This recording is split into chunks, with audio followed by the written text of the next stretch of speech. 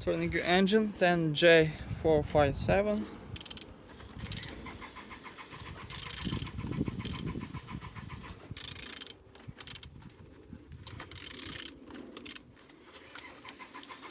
Turning good.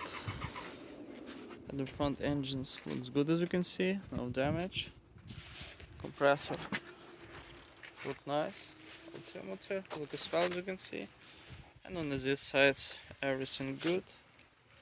Starter in good conditions, no broken. Gearbox.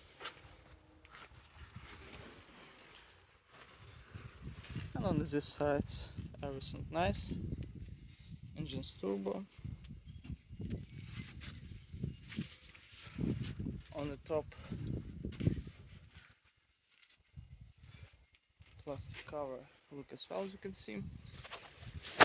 And on the bottom no cracks, no leaks. And turning your engine, then J457.